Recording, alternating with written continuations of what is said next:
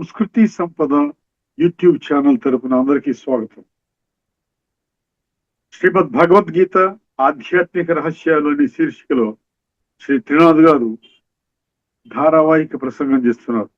వారి ధారావాహిక ప్రసంగంలో ఈరోజు 574వ ప్రసంగం చేస్తున్నారు. శ్రీ త్రినాథ్ గారికి స్వాగతం. నమస్కారం అండి. ఓం శాంతి.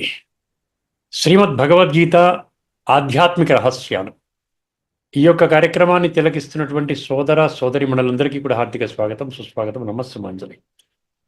ముందుగా మనము ధార్మికము ఆధ్యాత్మికము ఈ విషయాన్ని మనం చర్చించుకుందామండి. మామూలుగా మనము దేహాభిమానము అంటాం. దీనికి ఆపోజిట్ పదం ఏంటండి? స్వమానము అంటాం. దేహాభిమానము, ఆత్మాభిమానము. ఆత్మాభిమానాన్ని స్వమానము అంటారు. స్వమానము అంటే స్వ అంటే ఆత్మ, మానము అంటే గౌరవించుకోవడం, అంటే మనని మనము గౌరవించుకోవడం. ఇది ఎందుకు జరగటం లేదు? మనని మనము గౌరవించుకోవడమే కదా ఆత్మ గౌరవం అన్నా, స్వమానము అన్నా. సెల్ఫ్ రెస్పెక్ట్ అంటారు ఇంగ్లీష్లో. సెల్ఫ్ అంటే అక్కడ బాడీ అనే విధంగా చెప్పటం లేదు కదా. సెల్ఫ్ అంటే ఏమంటున్నారు? ఆత్మ అంటున్నారు. రెస్పెక్ట్ అంటే గౌరవము. సో ఆత్మ గౌరవము అంటే దాని అర్థం ఏమిటి? అదేవిధంగా మనం సెల్ఫ్ అనే పదాలు చాలా చోట్ల వాడుతుంటాం. సెల్ఫ్ కాన్ఫిడెన్స్ అంటాం, ఆత్మవిశ్వాసము అంటాం. అక్కడ ఆత్మ అన్న పదం వచ్చింది. అదేవిధంగా సెల్ఫ్ రియలైజేషన్ అంటాం, అంటే ఆత్మ జాగృతి అంటాం. అదేవిధంగా సెల్ఫ్ ఎంపవర్మెంట్ అంటాం, అంటే ఆత్మ బలము, ఆత్మశక్తి అంటాం. సో ఎక్కడైతే సెల్ఫ్ అంటున్నామో అక్కడ ఆత్మ అన్న పదం వస్తుంది. ఇప్పుడు ఈ రోజున ఇవన్నీ కేవలం మనం పలుకుతున్నాం, కానీ మనం ఆత్మని గౌరవిస్తున్నామా? ఆత్మవిశ్వాసముగా ఉంటున్నామా? అర్థమే సెల్ఫ్ కాన్ఫిడెన్స్, సెల్ఫ్ రియలైజేషన్ అయ్యిందా?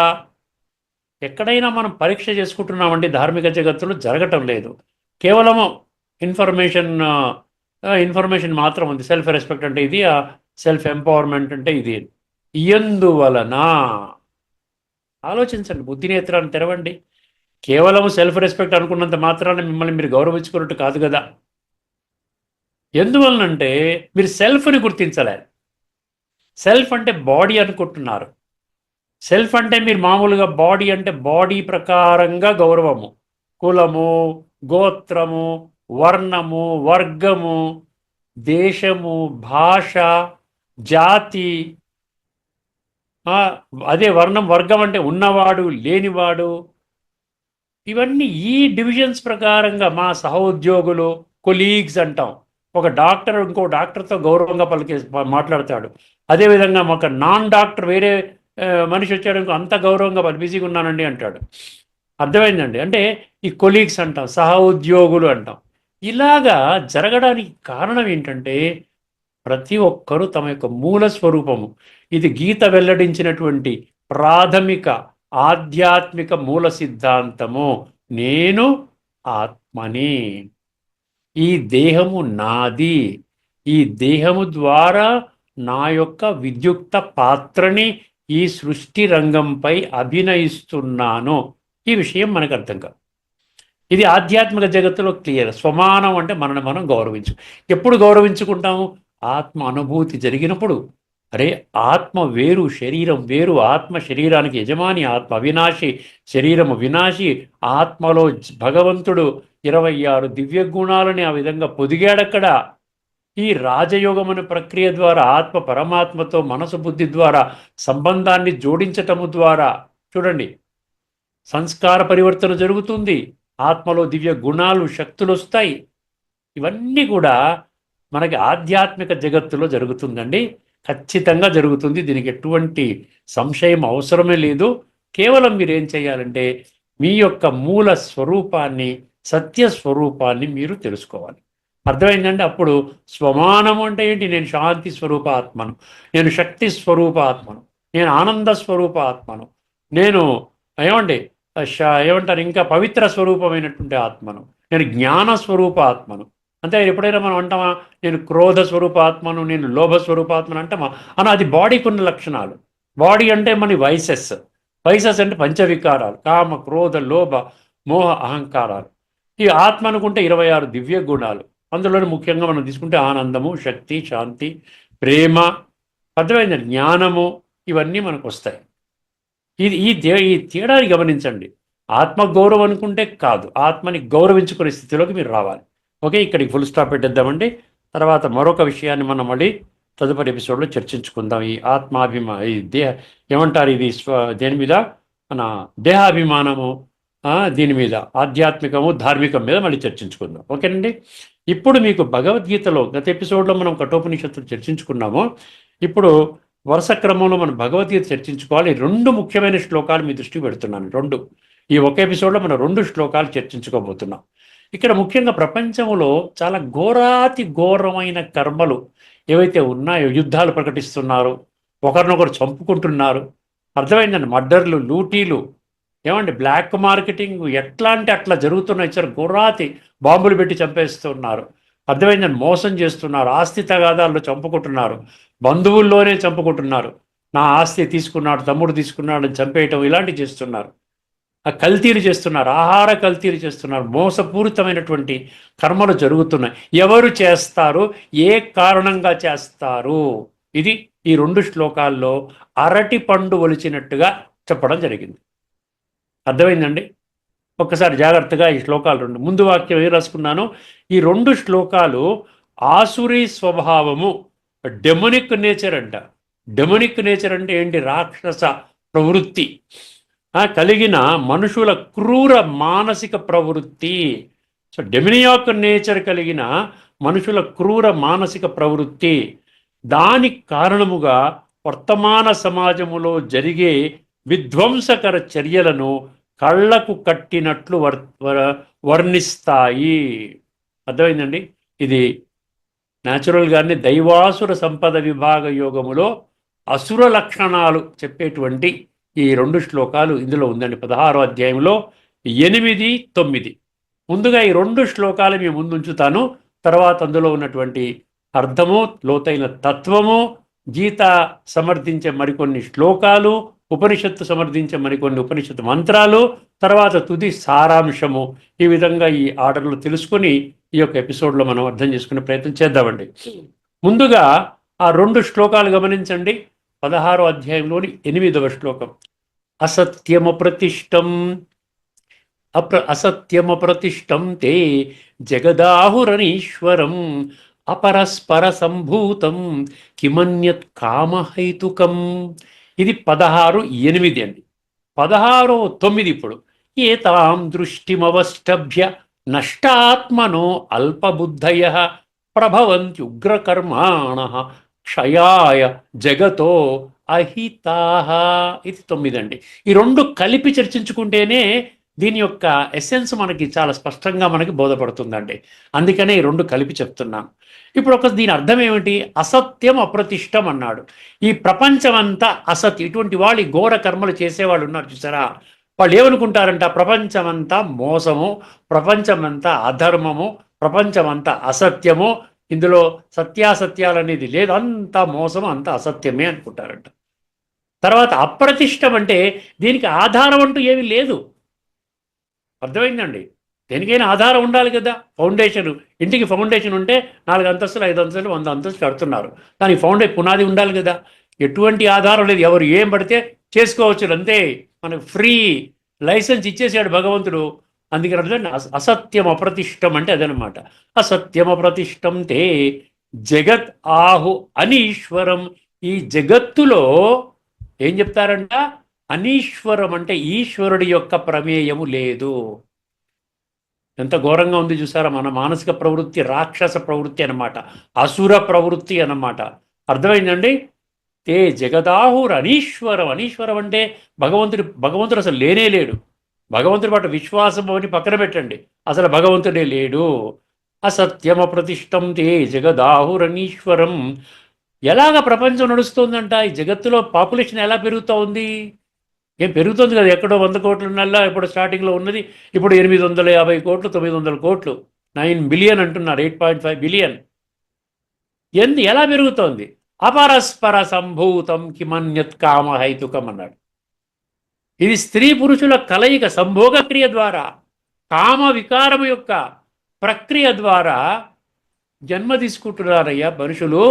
అంతేగాని ఇక్కడ భగవంతుడి ప్రమేయం ఎక్కడుంది అంటున్నాడు. అటువంటి మానసిక ప్రవృత్తి అంట చూసారా. అసత్యమప్రతిష్టం తే జగదాహురణీశ్వరం అపరస్పర సంభూతం కిమన్యత్ కామహైతుకం. అర్థమైందండి? కామహైతుకం హేతు అదేంటి, కారణం ఏంటి? కామ వికారము. అంటే మన కామ వికారము ఎంజాయ్ చేయడం కోసమే ఈ జన్మ ఉందనుకుంటున్నారు వాళ్ళు. తర్వాత నెక్స్ట్ శ్లోకం చాలా పవర్ఫుల్గా ఉందండి. ఏ తాం దృష్టిమవష్టభ్య అంటే ఇటువంటి దృష్టి, ఏది భగవంతుడే లేడు, ఆధారము లేదు, మన ఇష్టము, మనం దేహభ్రాంతిలో కూర్చుని ఇంద్రియ సుఖాలు విచ్చలవిడిగా అనుభవం చేయవచ్చును, ఎవరు అడిగేవాడు లేడు, దీనికి ఒక నీతి రూలు వ్యవహారం ఏమీ లేదు. ఏ తాం దృష్టిమవష్టభ్య అటువంటి దృష్టి ఆ విధంగా మనం తీసుకొని నష్ట ఆత్మను, ఎందుకు వచ్చిందంట ఆ దృష్టి? ఆత్మ అనేది జ్ఞానమే అవసరం లేదు నాకు. ఆత్మ అంటే ఏదో చనిపోయినప్పుడు ఏదో 2 నిమిషాలు మౌనం పాటించంటే ఆత్మకి శాంతి కలుగుగాక అంతే.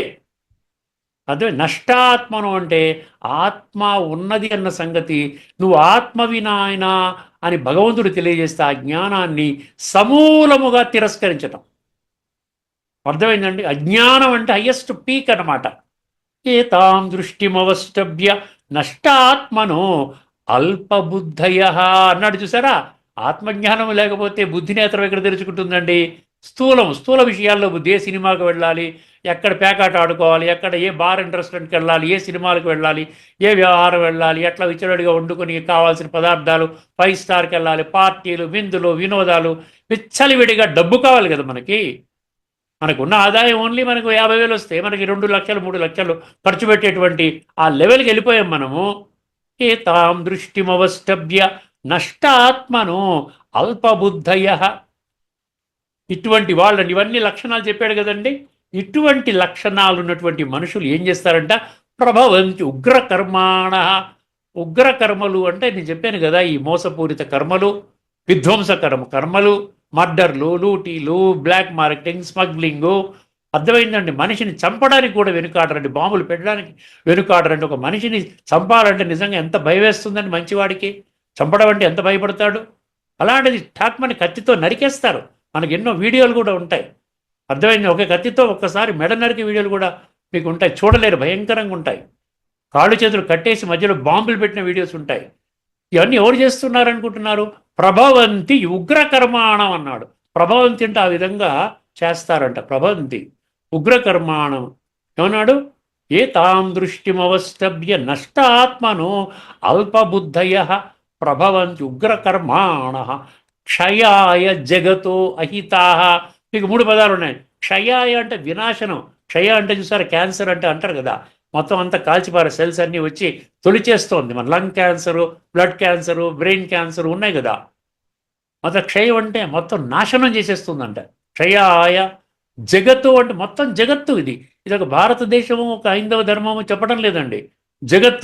జగత్తు విశ్వము లోకము ఇహాని 5 పదాలు ఉన్నాయి. 137 శ్లోకాలు ఉన్నాయి భగవద్గీతలో. క్షయాయ జగతో అహిత అన్నాడు. హితము కోరని వాళ్ళు చేస్తారంట.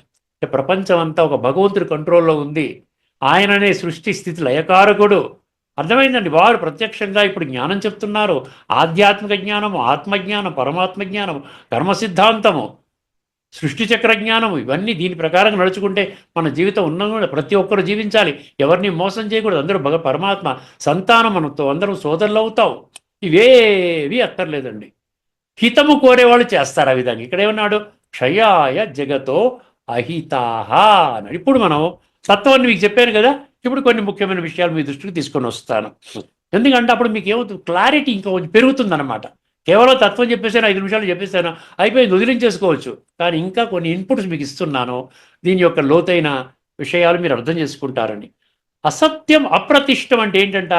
ఈ సృష్టిలో సత్యత మరియు ధర్మము, ఈ రెండిటితో కూడిన నైతిక పునాది లేదా ఆధారము లేదు.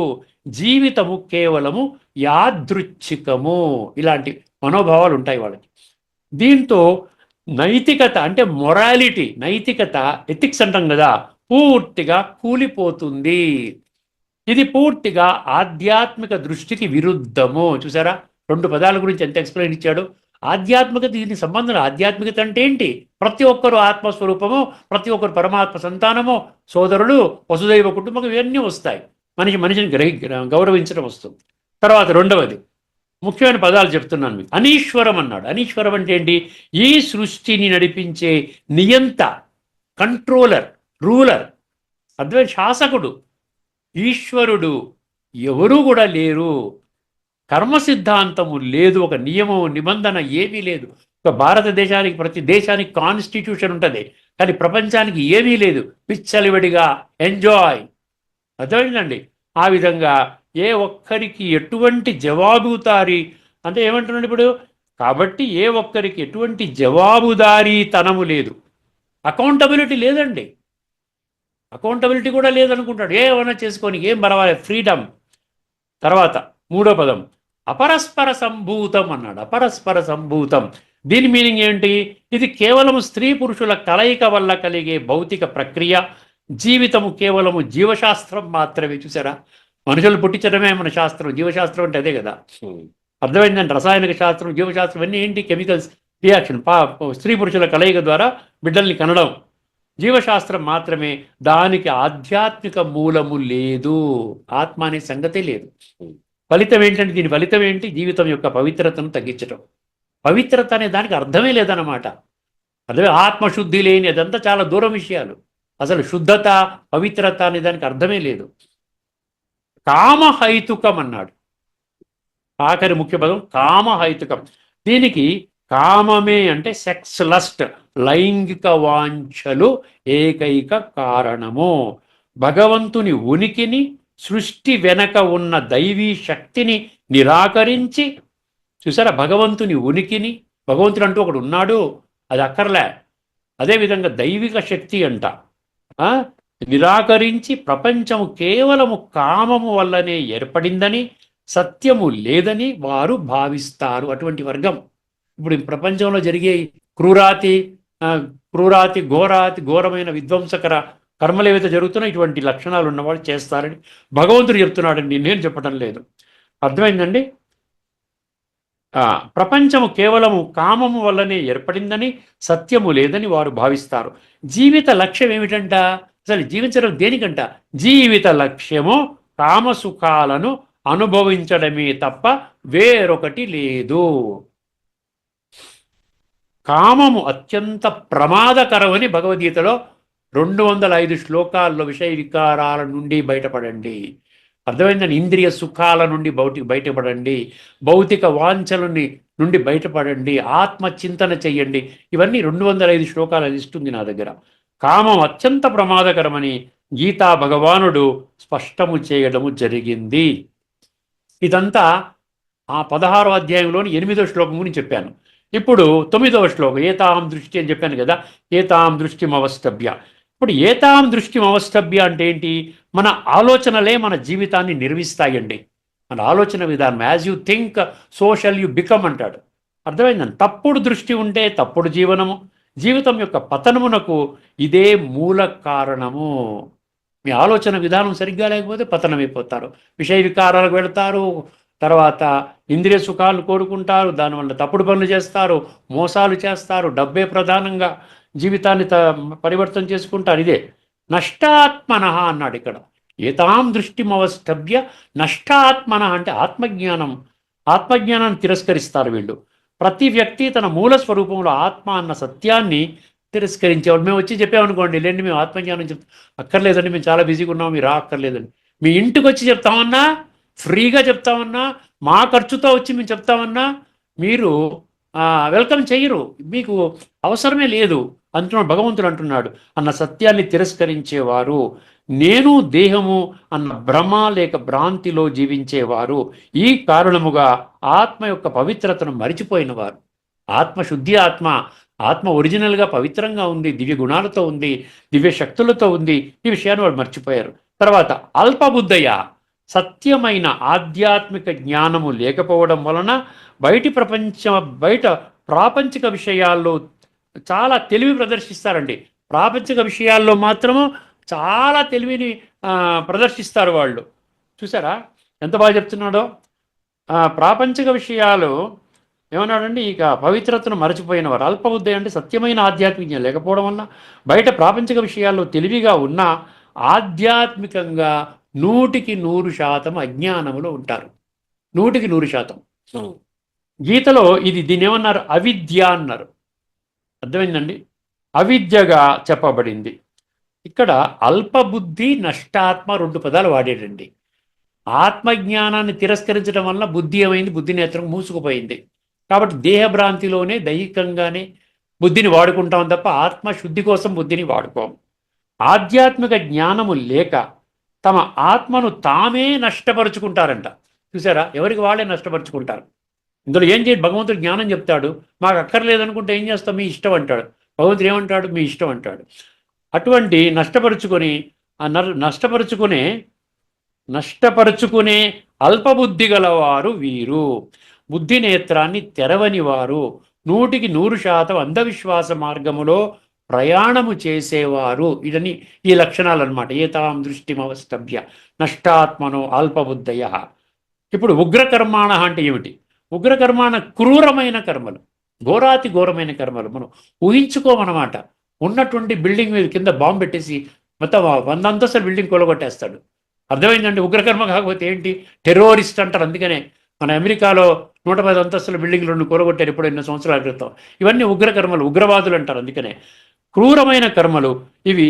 వాళ్ళకి ఏంటి, భగవంతుడు ఉన్నాడు, మన పనిష్మెంట్ చేస్తాడు, ఈ శరీరం అయిన తర్వాత ఏమవుతుంది, అయ్యో నేను పాపాత్ముడైపోయి ఇంతమందిని చంపేస్తున్నానే, ఏమీ ఆలోచన అక్కర్లేదు. అనీశ్వరము, అల్పబుద్ధి, ఉగ్రకర్మాణ.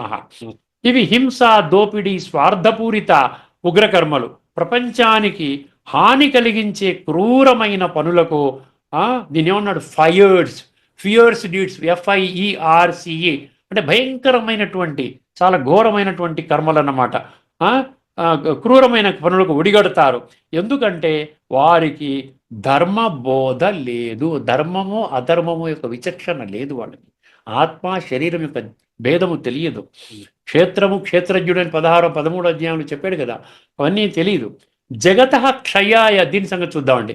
జగత క్షయ అంటే ఈ లోకానికి శత్రువులు అంట వీళ్ళు. జగత్ అన్నాడు కదా, అక్కడ భారతం అనలేదు కదా. వీరు లోక కళ్యాణము కొరకు, లోక కళ్యాణము కొరకు కాదు, కోరక కేవలం స్వార్థము కోసము ప్రపంచ వినాశనానికి కారణమవుతారు. ఇలాంటి వ్యక్తులు కుటుంబాలను, సమాజాన్ని, ప్రకృతిని కూడా నాశనం చేస్తారు. చూశారు కదా, అడవుల్ని తగలెట్టేస్తున్నారు, తీసేస్తున్నారు. వివిధ ఎన్విరాన్మెంటల్ పొల్యూషన్ ఇవన్నీ జరుగుతున్నాయి కదా. ప్రకృతిని కూడా నాశనం చేస్తారు. వారు తమకే కాదు ఇతరులకు కూడా హాని కలుగ చేస్తారు. ఇప్పుడు 16వ అధ్యాయం 9వ శ్లోకము యొక్క తాత్పర్యం గమనించండి. ఇట్టి మిథ్యాదృష్టిని ఆశ్రయించి ఆత్మజ్ఞానాన్ని సమూలముగా విస్మరించిన వారు, అల్పబుద్ధి కలవారు, క్రూరమైన కర్మలు చేసేవారు, ప్రపంచ వినాశనానికి కారణమగుచు లోకానికి అహితులుగా, శత్రువులుగా ప్రవర్తిస్తారు.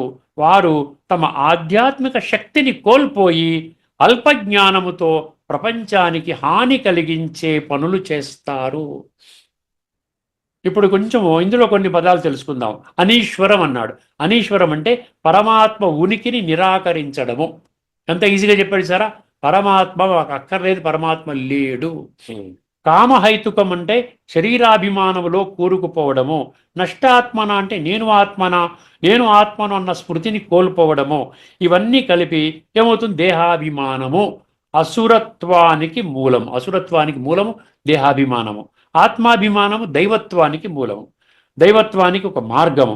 సరళంగా ఒక వాక్యములో ఈ 2 శ్లోకాలు ఏం చెప్తున్నాయంటే, జీవితము కేవలము కామము కోసం అనుకుంటే మనిషి తన సత్య పరిచయాన్ని అంటే ఆత్మ జ్ఞానాన్ని విస్మరించి సమాజానికి ప్రమాదకరుడవుతాడంట.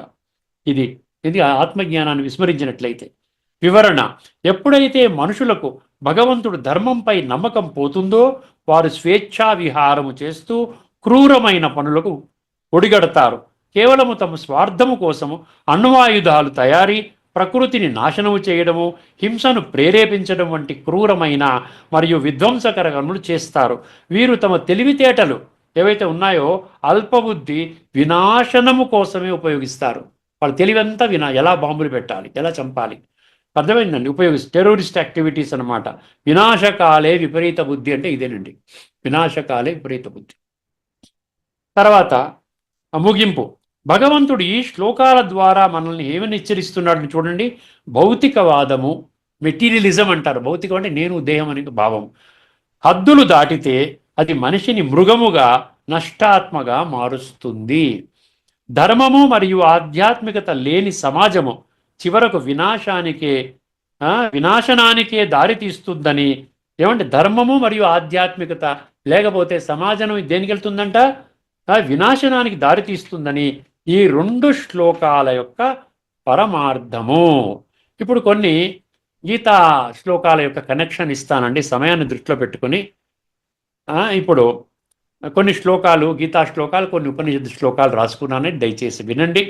కామహైతు కామ వికారం గురించి చెప్పాడు కదా, 3:37 కామ ఏష క్రోధ ఏష రజోగుణ సముద్భవ మనం చర్చించుకున్నాం. ఇది రజోలోకి తీసుకుని వెళ్తుందంటే సాత్విక జగత్తు ఏదైతే ఉందో సత్యత్రేతాయుగాల్లోకి మీకు నో ఎంట్రీ బోర్డు చూపించేస్తోంది. అర్థమైందని. తర్వాత 16:21 ఏమిటి? త్రివిధం నరకస్యేదం ద్వారం నాశనమాత్మన. అది కూడా కామ క్రోధ తదా లోభ తస్మాదైతే త్రయం చేజేత్. ఇక్కడ ఏంటి? మీకు నరకానికి ద్వారాలు ఈ విషయ వికారాల్లో ముఖ్యంగా కామ వికారం. ఇవే ఆత్మ నాశనానికి 3 నరక ద్వారాలు. 16:9లో నష్టాత్మన అన్నాడు చూసారా? ఆత్మ నష్టాత్మన దానికి ఇది స్పష్టంగా వివరిస్తుందన్నమాట. రెండవది అనీశ్వరం అన్నాడు. అనీశ్వరం అంటే ఈశ్వరుడు లేడు ఎలాగనుకుంటారండి? భగవంతుడు లేడు, గీతను మర్చిపోయారు. గీతలో ఎన్ని శ్లోకాలు చెప్పాడు? నేనున్నాను, నేనే సుప్రీం కంట్రోలరు. 9:10 ఏం చెప్తుంది? మయాధ్యక్షేణ ప్రకృతి సూయతే సచరాచరం హేతునానేన కౌంతేయ జగద్విపరివర్తతే అంటాడు కదా. 9:10 రాసుకునేవాడు రాసుకోవచ్చు. నా అధీనములోనే ప్రకృతి చరాచర సృష్టిని ఉత్పత్తి చేస్తుంది.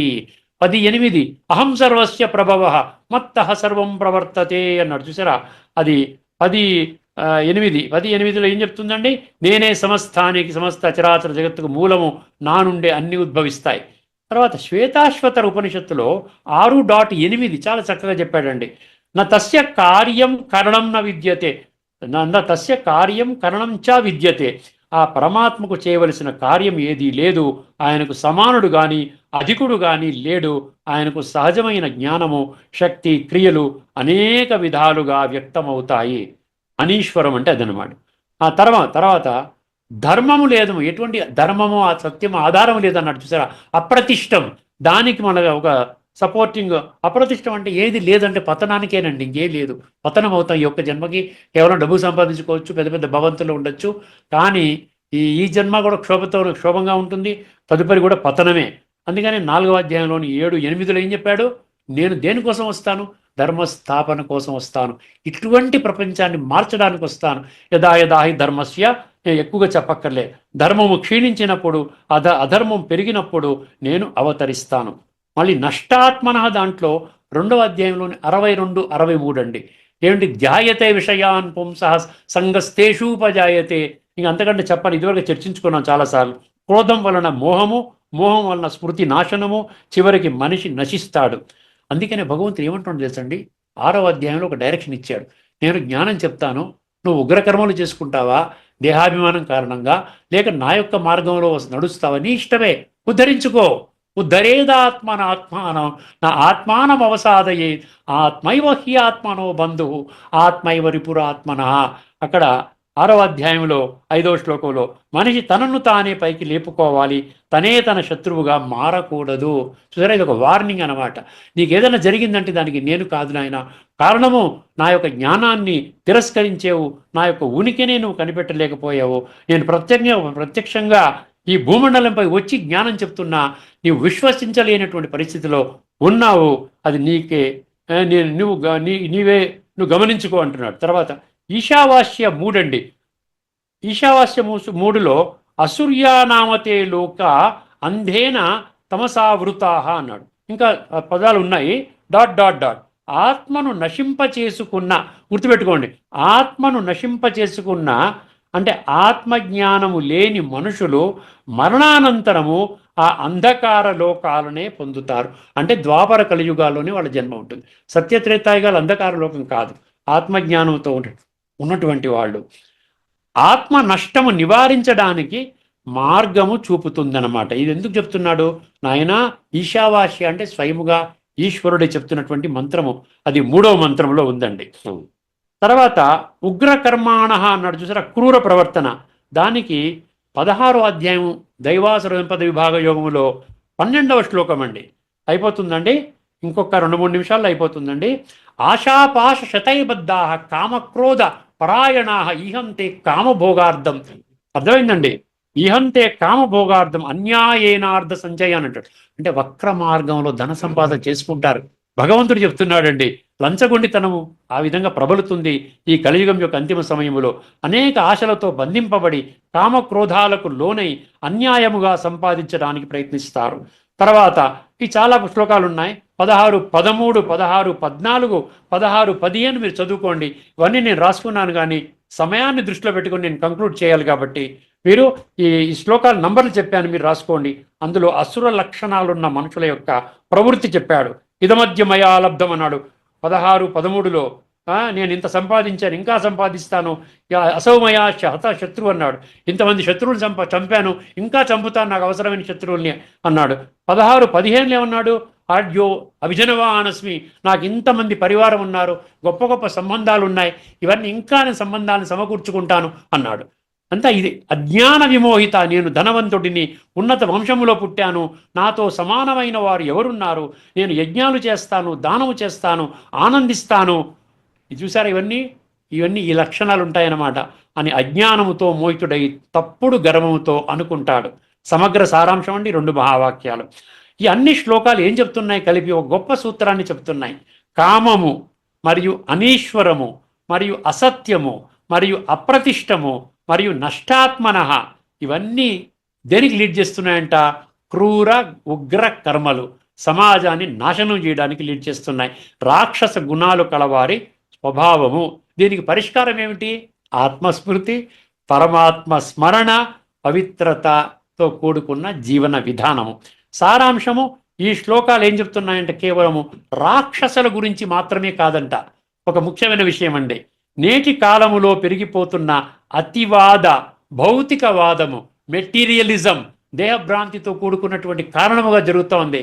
నాస్తికత్వము గురించి కూడా హెచ్చరిస్తున్నాయి. భగవంతుడు లేడంటే అర్థం ఏంటి? నాస్తికత్వం అన్నమాట. భగవంతుడిని మరియు ధర్మాన్ని నిరాకరించినప్పుడు మనిషి కేవలము స్వార్థము కోసము ఎంతటి క్రూరత్వానికైనా సిద్ధపడతాడు. అది చివరకు సమాజ వినాశనానికి దారితీస్తుందని భగవంతుడు హెచ్చరిస్తున్నారు. 10 క్షణాలండి. ఇప్పుడు భాష్యకారులు ఈ 2 శ్లోకాల గురించి ఏమి రాసుకున్నారో 16వ అధ్యాయంలోని 8, 9 ఇది చెప్పుకుంటే మన ఈ యొక్క ఎపిసోడ్ సంపన్నమవుతుందని ముఖ్యమైన విషయము మనకు తెలియాలి. ఇది 16, 8 ఏం చెప్తుంది గమనించండి.